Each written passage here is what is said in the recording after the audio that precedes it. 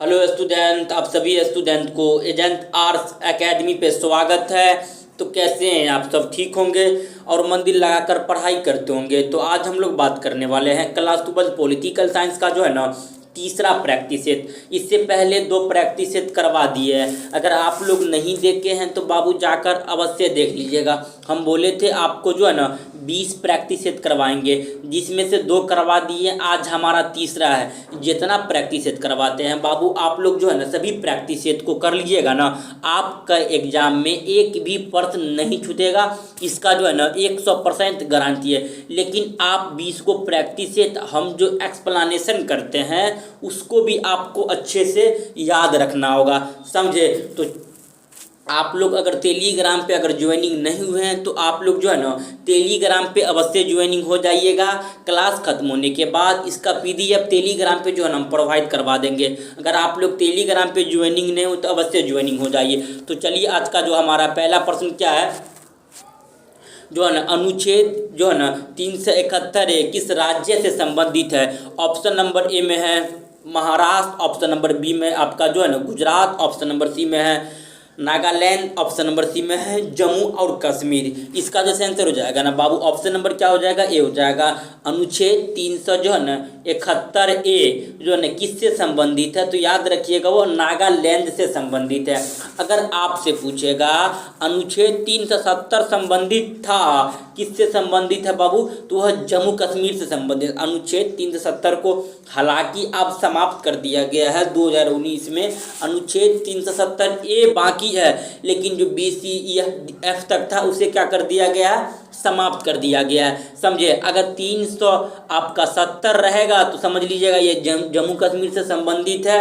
अगर 371 आपका है तो आप समझ जाइएगा यह जो है ना आपका जो है नागालैंड क्या हो जाएगा? नागालैंड। अनुच्छेद 371 किससे संबंधित है बाबू? तो वह नागालैंड से संबंधित है। आपके एग्जाम में आता है कई बार प्रश्न, तो आप लोग जो है ना सभी प्रश्न का आंसर जो है याद रख लीजिएगा, ताकि सभी प्रश्न आपको अच्छे से याद हो जाएगा। यही सब प्रश्न जो है ना आपके एग्जाम में आने वाला है। तो चलिए क्वेश्चन नंबर जो है ना 27 को देख लेते हैं। क्वेश्चन नंबर 27 में क्या है? किसकी सलाह पर किसी राज्य में विधान परिषद को समाप्त किया जा सकता है?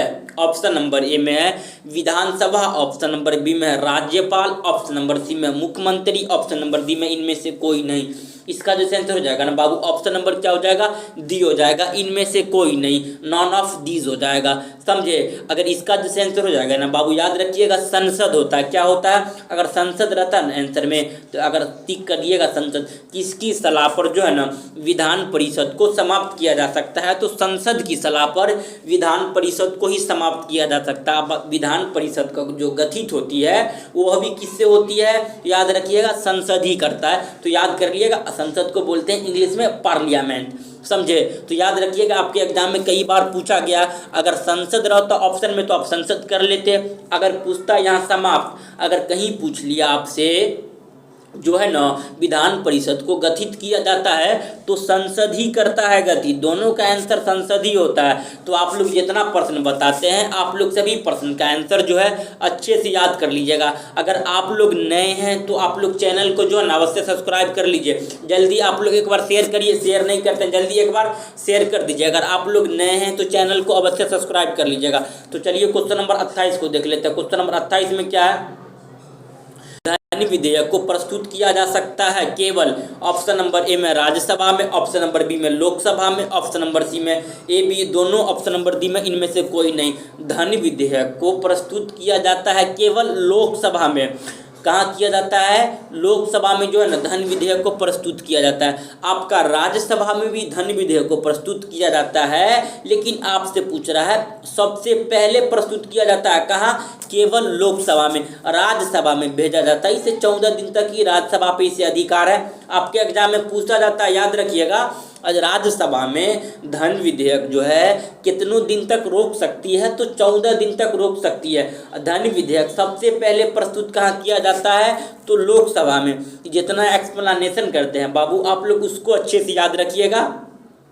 और क्वेश्चन सब है, सभी को याद रखिएगा ताकि आपका एग्जाम में जो कोई दिक्कत नहीं होगा, समझे। सभी को याद रखिए, 20 आपका जो 20 को करवाएंगे हम प्रैक्टिस सेट, आप ये 20 प्रैक्टिस सेट कर लेते हैं ना तो आपको एक भी एग्जाम में प्रश्न नहीं छूटेगा, समझे। तो आप लोग ये सभी को प्रश्न का आंसर जो है कमेंट करिएगा। धन विधेयक को प्रस्तुत किया जाता है केवल लोकसभा में। ये जितना प्रश्न बताते हैं आप लोग सभी प्रश्न का आंसर कमेंट करिए। आप लोग टेलीग्राम पे अवश्य ज्वाइनिंग हो जाइएगा। क्लास खत्म होने के बाद इसका PDF टेलीग्राम पे हम प्रोवाइड करवा देंगे। तो चलिए क्वेश्चन नंबर जो है ना 29 को देख लेते हैं। क्या है कि किस संस्था के पास संविधान की व्याख्या करने का अधिकार है। ऑप्शन नंबर ए में संसद के पास, ऑप्शन नंबर बी में राष्ट्रपति के पास, ऑप्शन नंबर सी में attorney general, option number D में सर्वोच्च न्यायालय। इसका जो आंसर हो जाएगा ना ऑप्शन नंबर क्या हो जाएगा, डी हो जाएगा। किस संस्था के पास जो है ना संविधान की व्याख्या करने का अधिकार है, तो याद रखिएगा सर्वोच्च न्यायालय यानी सुप्रीम कोर्ट के पास जो है संविधान की व्याख्या करने का अधिकार है। सुप्रीम कोर्ट को ही बोलते हैं हिंदी में सर्वोच्च न्यायालय। अगर हाई कोर्ट अगर रहेगा ऑप्शन में SC यानी हाई कोर्ट को बोलते हैं हिंदी में उच्च न्यायालय। ये सब याद रखिएगा आप लोग, समझे। तो किस संस्था के पास संविधान की व्याख्या करने का अधिकार है, तो आपका सही आंसर क्या हो जाएगा, सर्वोच्च न्यायालय यानी सुप्रीम कोर्ट के पास जो है संविधान की व्याख्या करने का अधिकार है। तो चलिए क्वेश्चन नंबर जो है ना 30 को देख लेते हैं। आप लोग जो है ना बाबू सभी प्रश्न का आंसर जो है कमेंट कर दीजिएगा। आप लोग टेलीग्राम पे अवश्य ज्वाइनिंग हो जाइएगा। क्लास खत्म होने के बाद इसका PDF टेलीग्राम पे हम प्रोवाइड करवा देंगे, तो आप लोग टेलीग्राम पे ज्वाइनिंग हो जाइएगा। इस वीडियो के जो है ना प्लेलिस्ट में आपका सारा लिंक मिल जाएगा, व्हाट्सएप ग्रुप का भी मिल जाएगा, आप लोग जो है ना टेलीग्राम का भी ग्रुप का लिंक मिल जाएगा। आप लोग दोनों ग्रुप पे अवश्य ज्वाइनिंग हो जाइएगा। तो चलिए क्वेश्चन नंबर 30 को देख लेते हैं। क्वेश्चन नंबर 30 में क्या है कि पंचायती राज में शामिल है। ऑप्शन नंबर ए में केंद्र सूची, ऑप्शन नंबर बी में राज्य सूची में, ऑप्शन नंबर सी में समवर्ती सूची में, ऑप्शन नंबर डी में इनमें से कोई नहीं। पंचायती राज में शामिल होते हैं तो भैया राज्य सूची होते हैं। क्या होते हैं, पंचायती राज में शामिल होते हैं तो राज्य सूची होते हैं। ये आपके एग्जाम में कई बार पूछा गया है, तो आप लोग इसको याद रखिएगा। चलिए क्वेश्चन नंबर जो है ना 31 को देख लेते हैं। क्वेश्चन नंबर 31 में क्या है, राज्यसभा में धन विधेयक को कितने दिन तक रोक सकती है। ऑप्शन नंबर ए में 30 दिन, ऑप्शन नंबर बी में 14 दिन, ऑप्शन नंबर सी में 18 दिन, ऑप्शन नंबर डी में 45 दिन। राज्यसभा में जो है ना धन विधेयक को कितने दिन तक रोक सकती है, तो याद रखिएगा बाबू ये 14 दिन तक जो राज्यसभा में धन विधेयक को रोक सकती है। अगर पूछेगा धन विधेयक सबसे पहले कहाँ प्रस्तुत किया जाता है, तो याद रखिएगा धन विधेयक को जो है ना लोकसभा में प्रस्तुत किया जाता है, उसे राज्यसभा में प्रस्तुत नहीं किया जाता है। अगर राज्यसभा में लास्ट में प्रस्तुत किया जाता है, समझे, वो राज्यसभा में ऑटोमेटिकली अगर 14 दिन से ज़्यादा हुआ तो वो विधेयक जो है ना ऑटोमेटिकली राज्यसभा से पास हो जाएगा। अब जो है राज्यसभा पे धन विधेयक जो कोई सा भी राज्यसभा पे कोई ज़्यादा जो है उसका अधिकार नहीं होता। अगर कोई नॉर्मल विधेयक है उस पर अधिकार होता है राज्यसभा का भी, लेकिन कोई जो है धन विधेयक जो पैसा, धन यानी क्या होता है, पैसा से जुड़ा कोई सा भी मामला होगा, कोई गंभीर मामला होगा पैसा से जुड़ा, वो राज्यसभा को ज़्यादा शक्ति नहीं दिया गया। 14 दिन, भैया 14 दिन में क्या कर सकता है राज्यसभा, 14 दिन तो रोकेगा। 14 दिन में ऑटोमेटिकली वो विधेयक क्या हो जाएगा बाबू, पास हो जाएगा। इतना समझ में आ गया। राज्यसभा जो है ना धन विधेयक को 14 दिन तक ही रोक सकता है। अब कभी कभी एग्जाम में आता है धन विधेयक कहाँ प्रस्तुत किया जाता है, तो लोकसभा में सबसे पहले प्रस्तुत किया जाता है। ये कई बार आपके एग्जाम में पूछा गया है। तो चलिए क्वेश्चन नंबर 32 को देख लेते हैं। क्वेश्चन नंबर 32 में क्या है, नियम में से किस समिति के जो है ना राजनीति के अपराधीकरण अध्ययन के लिए गठित की गई थी। ऑप्शन नंबर ए में लिंग देह समिति, ऑप्शन नंबर बी में दोहरा समिति, ऑप्शन नंबर सी में दिनेश गोस्वामी समिति, ऑप्शन नंबर डी में इनमें से कोई नहीं। इसका जो आंसर हो जाएगा ना बाबू, ऑप्शन नंबर क्या हो जाएगा, दोहरा समिति। अपराधीकरण अध्ययन के लिए जो है ना कौन सा समिति का गठन किया गया था, याद रखिएगा दोहरा समिति 1993 में गठन किया गया था। कब किया गया था, दोहरा समिति का जो है ना गठन कब किया गया था, याद रखिएगा 1993 ईस्वी में। तो चलिए क्वेश्चन नंबर जो है ना 33 को देख ले। जितना प्रश्न बताते हैं ना सभी प्रश्न आपके एग्जाम के लिए अति महत्वपूर्ण प्रश्न है, तो आप लोग जो है ना सभी प्रश्न का आंसर जो है कमेंट करिएगा ताकि सभी प्रश्न आपको अच्छे से याद हो जाएगा। तो क्वेश्चन नंबर 33 में क्या है कि चुनाव के लिए जो है ना आदर्श संहिता कौन जारी कर सकता। ऑप्शन नंबर ए में संसद, ऑप्शन नंबर बी में राष्ट्रपति, ऑप्शन नंबर सी में है चुनाव आयोग, ऑप्शन नंबर डी में मुख्य न्यायाधीश। इसका जो आंसर हो जाएगा ना बाबू ऑप्शन नंबर क्या हो जाएगा, सी हो जाएगा। आदर्श संहिता यानी जो है ना डेट जारी, आचार संहिता का अर्थ क्या होता है भैया, समय जारी कि इस तारीख को चुनाव होने वाला है, इसका जो है डेट कौन जारी करता है, तो चुनाव आयोग जारी करता है, ना कि राष्ट्रपति करता है, ना कि संसद करता है, ना कि मुख्य न्यायाधीश करता है। इसका जो आंसर हो जाएगा ना बाबू चुनाव के लिए जो है आचार संहिता यानी डेट कौन जारी करता है, तो चुनाव आयोग जारी करता है। कभी कभी आपके एग्जाम में आता है चुनाव आयोग की स्थापना याद रखिए 1950 में हुआ था, लेकिन भारत में प्रथम आम चुनाव 1952 में हुआ था, ये भी याद रखिएगा। तो चलिए क्वेश्चन नंबर 34 को देखते हैं। क्वेश्चन नंबर 34 में क्या है, शून्यकाल संबंधित है ऑप्शन नंबर ए में संसद से, ऑप्शन नंबर बी में न्यायालय से, ऑप्शन नंबर सी में ए बी दोनों, ऑप्शन नंबर डी में इनमें से कोई नहीं। इसका जो आंसर हो जाएगा ना बाबू ऑप्शन नंबर क्या हो जाएगा, ए हो जाएगा। शून्यकाल संबंध है तो आपका संसद से संबंध है, किससे संबंध है, संसद से संबंध। इसे प्रश्नकाल भी बोलते हैं, याद रखिएगा शून्यकाल को प्रश्नकाल भी बोलते हैं। तो चलिए क्वेश्चन नंबर जो है ना 35 को देख लेते हैं। क्वेश्चन नंबर 35 में क्या है,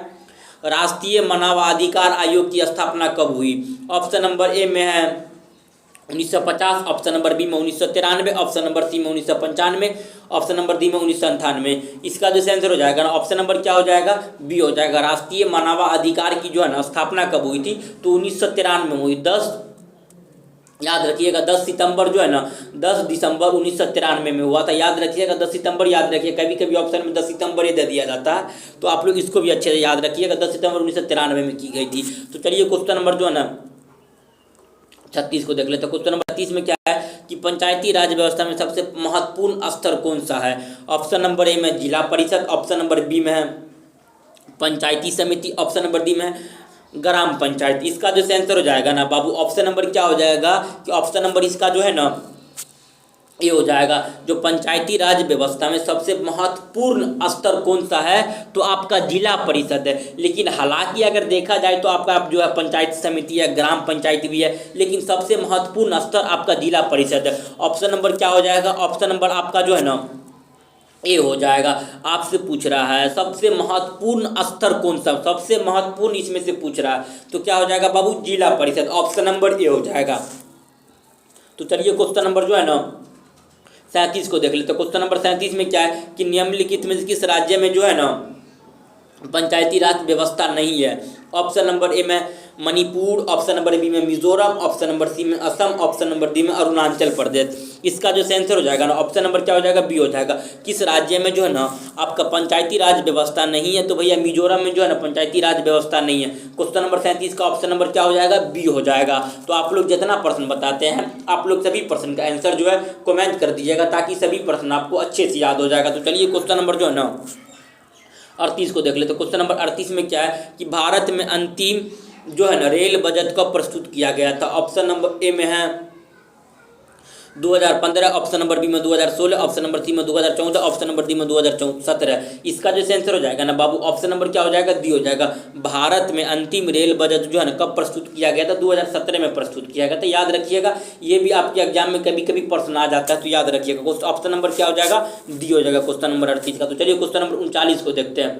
क्वेश्चन नंबर 39 में क्या है कि जो है अंतर्राष्ट्रीय मानवाधिकार जो है ना दिवस कब मनाया जाता है। ऑप्शन नंबर ए में 10 सितंबर, ऑप्शन नंबर बी में है 8 मार्च, ऑप्शन नंबर बी में 1 मई, ऑप्शन नंबर सी में है 5 जून। इसका जो आंसर हो जाएगा ना बाबू ऑप्शन नंबर क्या हो जाएगा, ये हो जाएगा। अभी इससे पहले क्वेश्चन में हम बताए हैं अंतर्राष्ट्रीय मानवाधिकार 1993 में मनाया जाता है, 10 सितंबर 1993 में। कभी कभी डेट भी हम बताए थे आप लोग को, कभी कभी जो है ना आपके एग्जाम में डेट भी पूछ लिया जाता है, तो याद रखिएगा 10 सितंबर जो है ना 1993 आपके एग्जाम में पूछा जाता है। अगर पूछेगा महिला दिवस कब मनाया जाता है, तो 8 मार्च को। महिला दिवस कब मनाया जाता है, तो 8 मार्च को। पर्यावरण दिवस आप जानते ही हैं 5 जून को मनाया जाता है। पर्यावरण दिवस कब मनाया जाता है, 5 जून को मनाया जाता है। ये आपके एग्जाम में सब पूछा गया प्रश्न, समझे, जितना बताते हैं आपके एग्जाम में पूछा गया प्रश्न में, तो तीनों को याद रखिएगा। अंतर्राष्ट्रीय मानवाधिकार जो आपका 10 सितंबर, जो महिला दिवस जो कब मनाया जाता है 8 मार्च को, पर्यावरण दिवस 5 जून को। ये तीनों आपके एग्जाम में पूछा जाता है, याद रखिएगा तीनों। तो चलिए क्वेश्चन नंबर जो है ना 48 को देख लेते हैं। क्वेश्चन नंबर 40 में क्या कि भारत में चुनाव आयोग का जो है ना गठन कब हुआ। ऑप्शन नंबर ए में 1949, ऑप्शन नंबर बी में 1950, ऑप्शन नंबर सी में 1951, ऑप्शन नंबर डी में 1952। इसका जो आंसर हो जाएगा ना बाबू ऑप्शन नंबर क्या हो जाएगा, बी हो जाएगा। भारत में चुनाव आयोग का जो है ना गठन कब हुआ था, तो याद रखिएगा 1950 में गठन हो गया। लेकिन भारत में प्रथम आम चुनाव 1952 में हुआ था।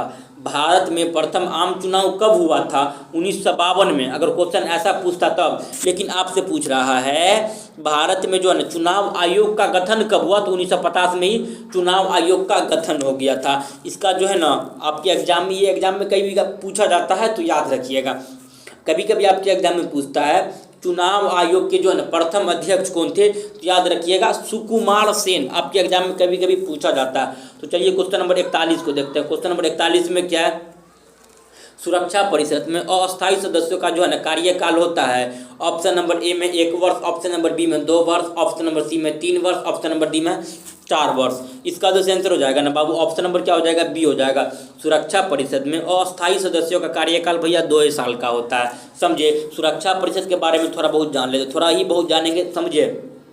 सुरक्षा परिषद के बारे में थोड़ा बहुत जान लेते हैं हम लोग। देखिए सुरक्षा परिषद जो है, पहले ये समझिए यूएनओ क्या हो। एक यूएनओ क्या है? यूनाइटेड नेशन ऑर्गेनाइजेशन, एक ये संगठन होता है। समझे? इसमें जो है समझिए इसमें संगठन होता है। यूएनए का अगर अंग पूछता है तो यूएनओ का अंग कितने हैं? 6 हैं। इसी में से आता है एक आपका सिक्योरिटी काउंसिल। क्या आता है? सिक्योरिटी काउंसिल, यही उसको 80 बोलते हैं। एक यू में से आता है क्या बाबू? एक सिक्योरिटी काउंसिल। इसी को बोलते हैं हिंदी में सुरक्षा परिषद। क्या बोलते हैं हिंदी में? सुरक्षा परिषद। इसमें जो है ना टोटल कुल मेंबर पूछेगा सुरक्षा परिषद में कुल मेंबर कितने होते हैं, तो कुल मेंबर 10 होते हैं। समझे? अगर इसमें तो कुल मेंबर 10 नहीं, कुल मेंबर जो आपका 15 होते हैं। कुल मेंबर कितने होते हैं बाबू? कुल मेंबर जो है ना 15 होते हैं। 5 जो है अस्थाई यानी परमानेंट होते हैं और 10 जो है ये अस्थाई होते हैं। ये सभी का कार्यकाल भैया 2 साल का है और 5 जो है अस्थाई है। जितना शक्ति है यूएनओ का, यूएनओ समझिए पूरा विश्व के लिए एक कोत समझ लीजिए। यूएनओ क्या है? पूरा विश्व के लिए एक कोत है। लेकिन ज़्यादातर जो यूएनओ जो है ना पश्चिमी देश को ही सुनता है। समझे? यूएनओ जो है पूरा विश्व के लिए एक होता है। इसमें 5 सदस्य जो है ये सभी को जो है ना वीटो पावर प्राप्त यानी वीटो शक्ति प्राप्त, अस्थाई है, परमानेंट है। समझे? 10 सदस्य अस्थाई है। इसका कार्यकाल 2 वर्ष का होता है। महासभा जो है ना इसका कार्यकाल 2 वर्ष में ही चुन लेते हैं। 2 वर्ष में कोई नया देश को क्या कर लेते हैं? ऐड कर लेते हैं। समझे? इसका जो है 5 सदस्य अस्थाई है और जो है आपका 5 सदस्य अस्थाई है।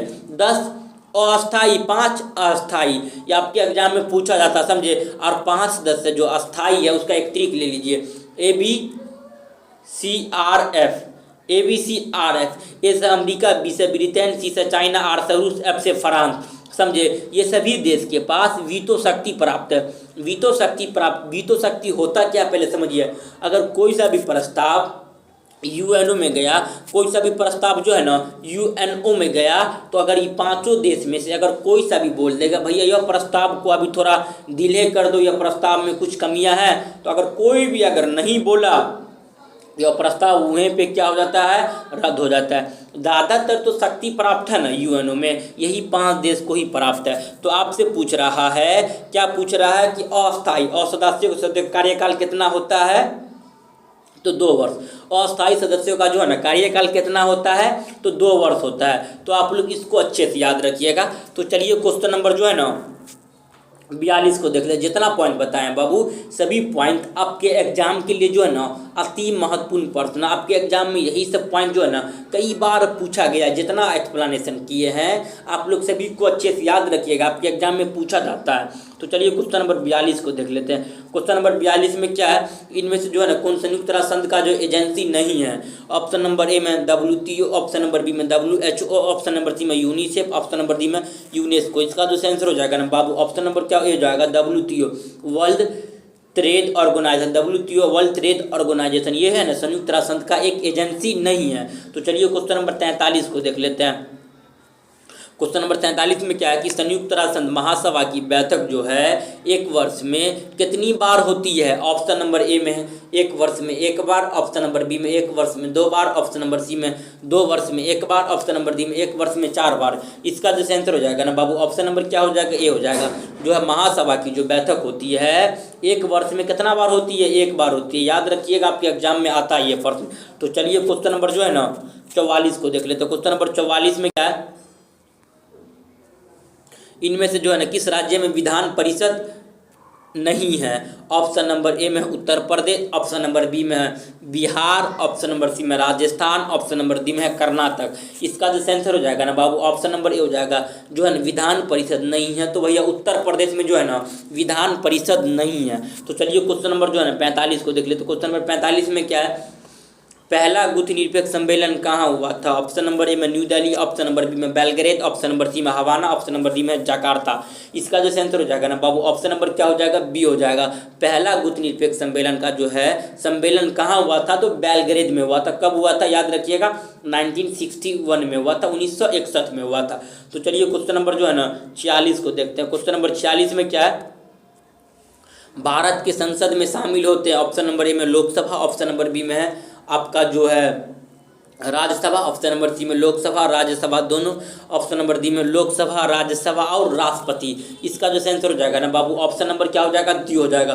भारत के संसद में शामिल होते हैं आपका लोकसभा भी होते हैं, राज्यसभा भी होते हैं और राष्ट्रपति भी होते हैं। तो ऑप्शन नंबर क्या हो जाएगा, ऑप्शन नंबर डी हो जाएगा। आपसे पूछिएगा संसद के जो है ना सदन होते हैं तो दो होते हैं, लोकसभा और राज्यसभा।